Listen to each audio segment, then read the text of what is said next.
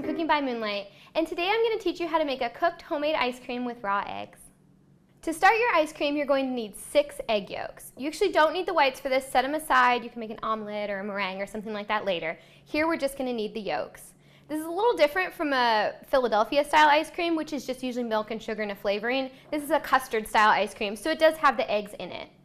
We're going to start with our 6 egg yolks and pour a ½ cup of cream.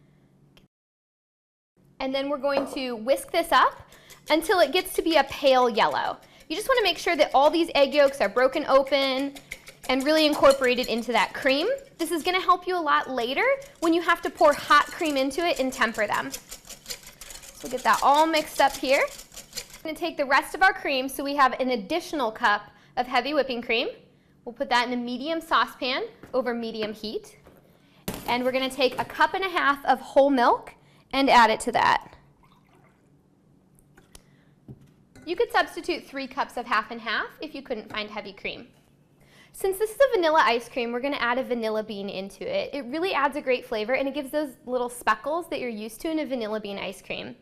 Now, if you're like me and you didn't store your vanilla beans exactly properly and they got exposed to air, they get a little hard and crunchy, which is really difficult to cut open. If that happens to you, simply soak them in milk overnight. Go inside, and inside are all these little tiny seeds. And this is actually what you're going to add to your milk. So you're going to scrape all that out. See all that right there? And we'll just add that right into the milk.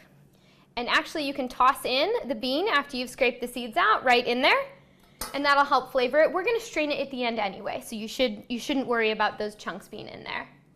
Once we have the bean in, I'm going to pour in 3/4 cup of sugar. We're going to stir this in. And this is over medium heat. And you're going to let this cook until it just begins to boil. You want it to be quite warm, but you don't want it to start boiling. When milk boils, it bubbles up really quickly, and it'll spill over your pan. So we're going to keep it from boiling like that by stirring it pretty constantly here. This should take about 5 to 8 minutes before it's warm enough to move on to the next step. All right, once you get it up to the temperature where it's just bubbling but not boiling over, and if it does start to boil too hard, you can just take it off the heat for a minute, let it hang out and calm down, and then put it right back on the heat.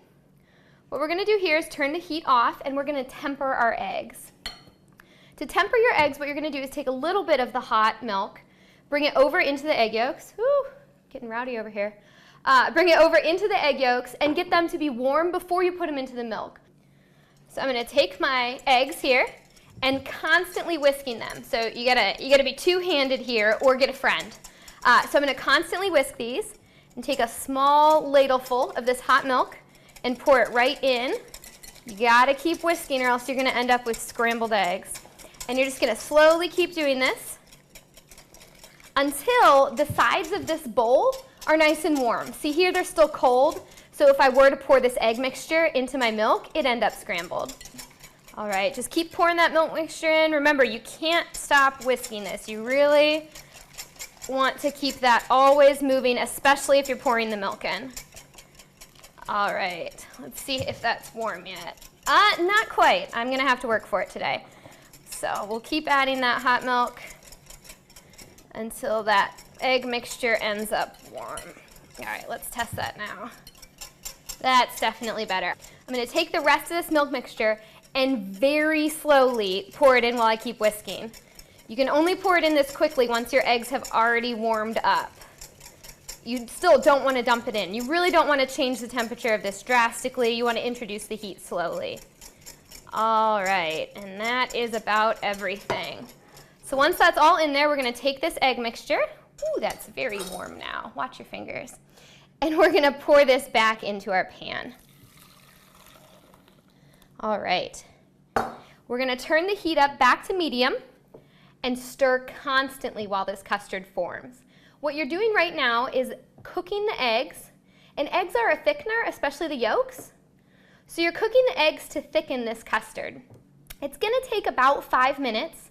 To tell if this is done, we're going to do what's called the spoon test. We're going to quickly take our spoon out of the custard and run our finger across it. Right now it's definitely not thick, so you don't really get any action there. But as it starts to thicken, you're going to bring a line across it, and you'll know it's finished. I'll show you when it's there. After about 5 minutes, the custard will start to thicken up and come together. We're going to try that spoon test one more time. So you see how it coats the back of the spoon? You're going to run your finger through there. Careful, it's hot. And you see how that line stayed there? Nothing kind of runs down into it? That means that the custard's ready. So we're going to turn the heat off. Keep stirring this so it doesn't get yucky at the bottom. We're going to move it over here. We have a clean glass bowl that's in another bowl for an ice bath because we want to chill this right away. Here I have a mesh strainer just to get out any chunks in case I scrambled a little bit of eggs. Everybody does, so don't feel bad if you do. All right, after it's in that ice bath, you're just going to stir it for a little while. You want to chill this down as best you can. Once it's at least a little bit cooler, not steaming anymore, you can put it in the refrigerator. It needs to chill completely before you put it in your ice cream maker, just because pouring a hot liquid in your ice cream maker is going to make it so that it can't effectively churn that ice cream. It'll be too hot to start, and you'll end up with much closer to a soft serve than an ice cream. So we're going to stir this until it stops steaming. I'll put it in the fridge, and then we'll get it into the ice cream maker, and finally we'll have our ice cream. Once your custard has chilled in the refrigerator, you're going to pour it into your ice cream maker. You can use any kind of ice cream maker. You're going to slowly pour it in.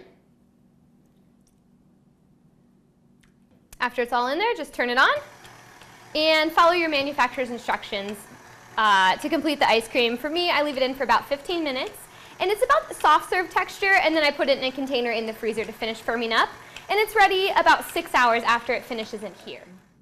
All right, once it's frozen up in the freezer, again, that usually takes about 4 to 6 hours, it's ready to serve.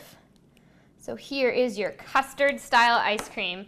It is delicious, it's rich and creamy, it's the absolute perfect ice cream. I'm Liz from Cooking by Moonlight, and this is how to make a cooked homemade ice cream with raw eggs.